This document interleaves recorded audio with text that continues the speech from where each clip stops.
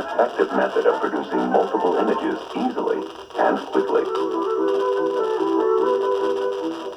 The way that it was done was that the image was drawn onto the stone with a crayon or wax pencil in reverse. The early bird's eye views were done on lithographic stones. Some of those stones were actually engraved. That is, the impression was cut into the stone itself, which was more durable than wood. Lithography was, in fact, a very significant type of democratizing art because it did reach to a number of people, and because it was so easy to do and so effective, it became the advertising art. It's the predecessor, the forerunner of the greeting card industry in many ways. And really, when you look at Hallmark, he's beginning with the same kind of art, advertising art, and with postcards that have their beginning as an art form, as an advertising, as a remembrance form.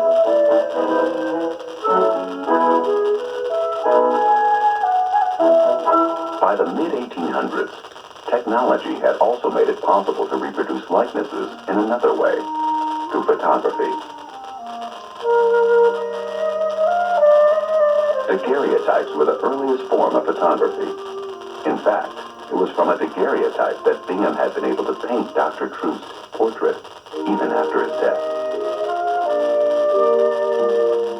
As the photographic process evolved and became simpler, photographic studios began to spring up. Kansas City was no exception.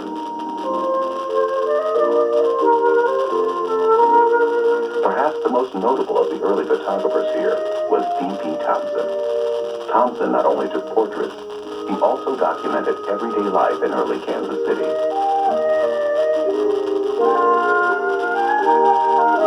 It's really in the 1880s that Kansas City's art life takes off. You have a couple dealers established here. You also have more artists coming through town. And you also have some artists just landing here by virtue of their families' travels. Probably most important among them is John Douglas Patrick. Patrick's family settled in the area in the 1860s. He studied art in St. Louis, where his instructors encouraged him to head for Paris, the center of European art circles in the 1880s. Once overseas, Patrick's reputation grew quickly. He really had bestowed upon him probably the most important honor that any Kansas City artist has had. That is, his painting Brutality received a bronze medal at the Paris Exposition in 1889. In the 1880s, it was still quite rare for an American's painting to be chosen to be sent to Paris in the first place. It shows a Parisian Cartier, a French carter, whipping his horse, trying to get him to obey him in the streets of Paris. It was a painting that is a great artistic accomplishment. Patrick's ability to show perspective, to show the strength of the animal, and that fight between human brutality and the animalistic strength is really quite wonderful. That painting, too, has its own political basis because the abuse of horses in the streets of Paris was an issue of the day. Sadly enough, Patrick was not in Paris when brutality was bestowed its great honor. But the painting did come back to Kansas City. The circumstances surrounding Brutality's return from Paris were somewhat unusual as well. Logan Jones of the Jones department store arranged for it to be shipped here. It hung within the Jones store downtown location for many years before being donated to the Nelson Atkins Museum. Other world-renowned artists have called Kansas City home, at least for a while. Like the famed artist of the American West, Frederick Remington. He was discovered by local gallery owner W. Finley, who served as Remington's agent. Remington spent several years here, moving in and out of the area. He came through from the east and came into Kansas City, and this was his introduction to the West. Remington tried his hand at raising sheep on a ranch he bought in Peabody, Kansas in 1883. But sheep ranching and its onerous duties were not for him. So he sold out and returned to Kansas City. Remington's stay in the Kansas City area was brief, but it made a lasting impression on the direction of his artistic career. Those frontier characters and the characters that he met and drank with here in Kansas City were the characters who populated his paintings. By the 1880s, the art world, as we picture it today, had come into being. With a growing number of artists in residence in Kansas City and a blossoming national art reputation, thanks to Bingham's fame, the development of a formal art training institute was a natural progression in the city's growth. The earliest experience of art, the Art Institute in Kansas City, was in 1885. And here the city was still with dirt streets. There was a group of people. They decided that there should be some culture in the city, so they formed an organization which was called the Sketch Club. And they would gather to, as they put it, to talk about art matters and look at pictures. Soon, interest grew within the group to establish an art school. Equipment was purchased, and meetings were regularly held. In 1887, the group dubbed themselves the Kansas City Art Association and School of Design. But their goals were later devastated when an 1893 fire destroyed their equipment and materials. Out of the ashes of that group, a member of the Sketch Club became an organizing force in shaping the future of art education in Kansas City. George Van Millet was very instrumental in the founding of the Kansas City Art Institute as we know it today. At the turn of the century, when what is now the Art Institute was sort of gathering together the different art clubs in town, Millet, who was a portrait painter and a landscape painter, was also very much an organizer. And so he, who had been part of the Sketch Club, sort of rallied the forces together to help people recognize that a single art institution in town that was the center of art teaching and art activities was the best way to ensure that a cultural life became active in Kansas City. Another important teacher in the field of visual arts was James Fitzgibbon, a local painter best known for his haunting recreation of Kansas City's most famous intersection, the Junction. Fitzgibbon's school eventually merged with Millet's to become what we know now as the Kansas City Art Institute. It was the oldest art school west of the Mississippi. It was both a school, that is a place of study, but it was an exhibition space. Until the Nelson was built and until galleries sort of flourished, it became very important that way. With its School of Art, its symphonies and opera houses, Kansas City at century's end was riding a wave of cultural pursuits. But surprisingly, the center of much of this arts activity was a place that's often taken for granted today.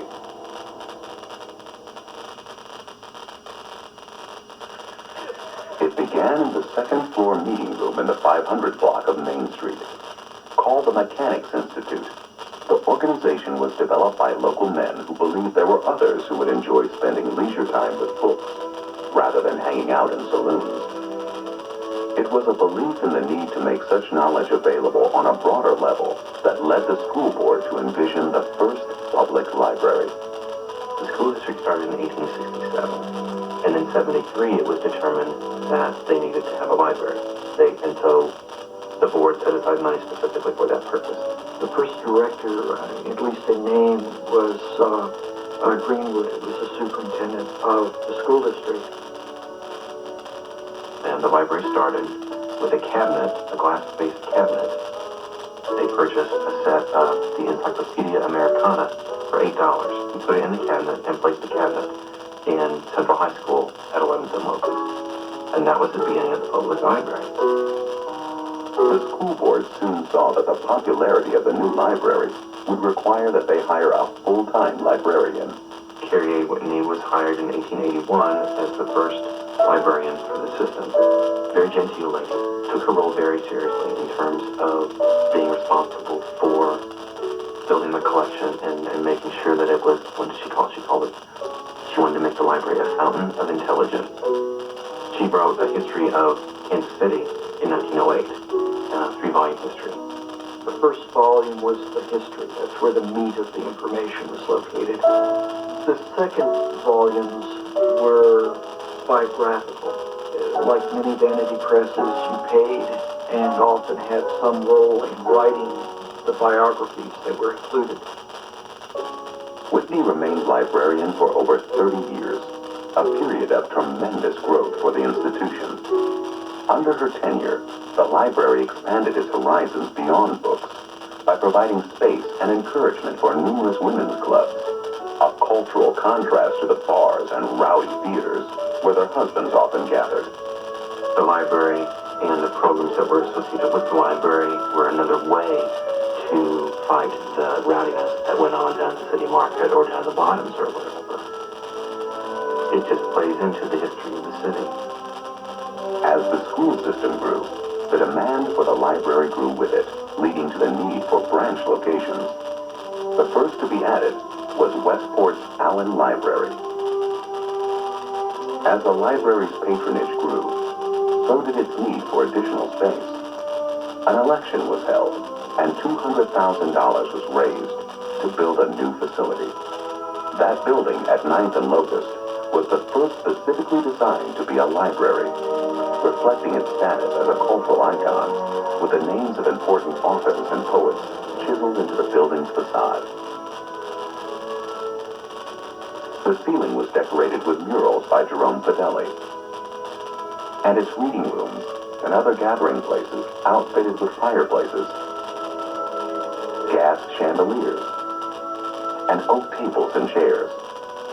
It was a cultural kind of thing. It was a way to go and know that you were in an important cultural institution and have that whole ambiance and that atmosphere of being at the library, partaking of democratic institutions.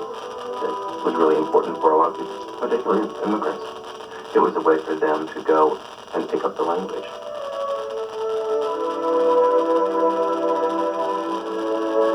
It was envisioned as a multi-purpose cultural center that would house both the Western Gallery of Art and the Daniel B. Dyer Collection, thousands of Native American and archaeological artifacts gathered noted naturalists. This had been a collection that had been exhibited at World's Fairs, coveted by many other major organizations, and it was given to the library. It was exhibited in its own gallery with its own curator. The Western Gallery of Art was a collection of reproductions of famous European artworks that were collected by William Rockwell Nelson, who was the founder and publisher of the Star, the Kansas City Star. William Rockwell Nelson felt that it was important to provide images to the populace, the public, so they could gain a greater appreciation of art. He didn't think they needed real art, so he commissioned reproductions to be made and brought to the city. There are always, one Raphael this or one Leonardo da Vinci Last Supper. So the way that museums brought art to their communities was often to purchase these copies. These were reproductions that had originally been in a building over on 9th Street, and then again when the new building was built, moved into the new library. Its own exhibit space was intended as a means of teaching people about what fine art was. The Western Gallery of Art, of course, eventually became Nelson Atkins Museum. Those reproductions were transferred over to the museum when it opened in 1933. And the Dyer materials, the Dyer collection, and everything else that was in the Dyer Museum was transferred to the Kansas City Museum of History and Science in 1946. So essentially the two major cultural institutions in town now, the Nelson Atkins Museum and the Kansas City Museum of History and Science, got their start at the Kansas City Public Library. It really tells a lot about libraries at the turn of the century and the way that people perceive the library as a grand umbrella cultural organization. Clearly, classic cultural elements were developing here. But in the 1890s, a more popular, yet profitable art form started to emerge from the region and took the country by storm. Ragtime music. Ragtime was a popular form of music in the United States, roughly from 1897 to 1917, thereabouts. The ragtime music consisted of songs and instrumental pieces called rags. Back in those days, people would do things like take classical pieces and syncopate them, and they called that ragtime too. Ragtime was an almost irresistible sound that placed the emphasis within the melody on the upbeat rather than the downbeat, in a kind of ragged melodic time, giving birth to its name. Its rhythms practically demanded that you tap your feet and move your body. It was these very qualities that often made it controversial. Some thought sinful. These days, people seem to think it's purely piano music, but that's really not the way it was during the ragtime era. It was played on lots of different instruments. Just about any instrument a person would want to play, they would play ragtime on it. So a lot of people, especially in the Midwest, couldn't afford a piano. Piano was a very expensive instrument back then, and it still kind of is. But you could get a guitar or a mandolin or a fiddle out of Sears catalog for not much money at all. Missouri was often called the cradle of ragtime, home to many of the best-known and biggest-selling rag composers and performers, like Gene Scott, known as the Little Professor, and Scott Joplin, the king of ragtime, whose first composition was published in Kansas City, as was Ernest Hogan's La Pamela, often regarded as the first rag ever published in the United States. Yeah, most people probably think that most ragtime music was published in a big city like New York. In fact, there was more rags published in Kansas City than anywhere else except St. Louis. You had Carl Hoffman, who published Original Rags by Scott Joplin in 1899. You had the Jenkins Music Company, which published a lot of local composers. And you also had the Kansas City Talking Machine Company. You had the arrival of the phonograph in the 1890s. As the publishing houses flourished, piano professors, ragtime piano professors, were attracted to the city. Charles Johnson was probably the most important ragtime composer to come out of Kansas City. Was definitely the most prolific of all ragtime composers. He wrote more stuff than anybody. His very first ragtime composition was called Doc Brown's Cakewalk, and he named it after Doc Brown. He said his full name was Dr. William Henry Joseph Cutter Brown, and people who knew him said that he had to have been the happiest person in the whole world. That he always wore a black swallowtail coat and a stovepipe hat, a cane, and they said that he, when he had someplace to go, he never would take the trolley, he would just cakewalk all the way there. Cakewalking was a dance originated by slaves to make fun of their owners' highfalutin dance steps, mistaking it for an authentic African dance. Whites, in turn, began doing it themselves. So you had blacks imitating whites, who were imitating blacks, who were imitating whites, and the thing got to be real popular until eventually in the late 1890s it was a ballroom dance. So the cakewalk, of course, besides being a dance, was a contest. Couples would improvise steps, and they would have judges there. The couple who the judges decided was the best would win a prize. The prize was a cake. And I think that's where the term "that takes the cake" comes from. Charles Johnson was also responsible for another ragtime craze, the vegetable rags. The popularity of his dill pickles rag led to others following his lead, with the likes of the mashed potato rag, red peppers, pickles and peppers, corn shucks, and pickled beets. Probably after Charles L. Johnson, the next important ragtime composer to come out of Kansas City was Edward Harry Kelly. He went by E. Harry Kelly. He's important because he had the first big ragtime hit to come out of Kansas City. That was in 1901. It was a tune called Peaceful Henry. And this was named after the janitor at the Carl Hoffman Music Company where he worked at the time. Apparently this guy was kind of like an arbitrator. Anybody who had a problem, they'd bring it to him, and he would help solve their problem.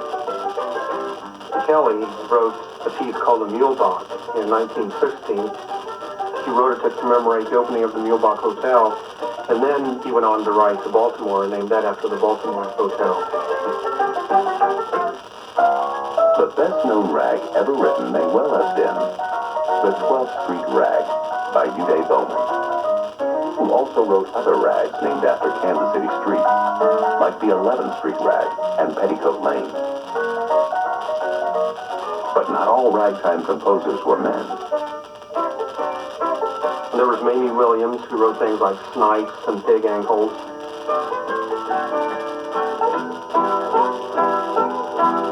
There's Irene Kozad, who wrote Affinity Rag. She later became very involved in the Kansas City Symphony. And then there was Maud Gilmore and her sister, Mary Gilmore. Mary Gilmore is Walt Bodine's mother.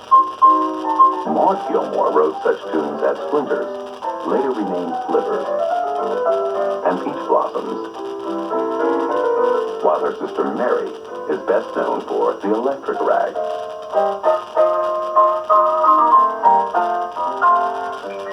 And then there was Grace Boland, who started publishing in 1898 when she was only 14 years old.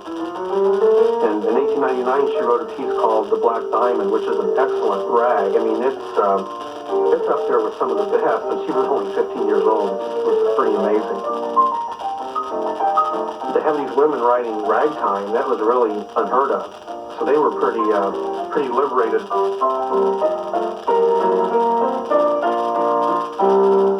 Ragtime was a type of music that was popular throughout the whole country. People like Scott Joplin approached it from the viewpoint of trying to create art. He based it on folk music, but he tried to raise it to a high level of art. Ragtime was its own type of music. It was its own style, its own definite form of music.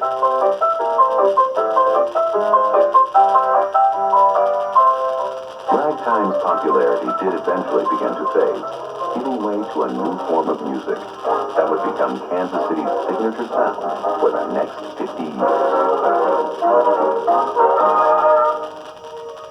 It's only fitting that as the new century approached, Kansas City welcomed its arrival by throwing a lavish celebration in the newly rebuilt convention hall. This gala party was a reflection of everything that the Kansas City spirit had accomplished.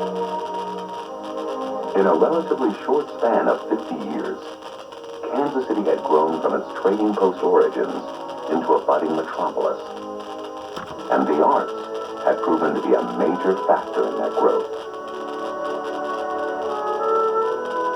I think they were important early on because it demonstrated to investors back east that this was a sophisticated city. This was a place that they could invest their money, and it wasn't a backwater kind of little rinky-dink town.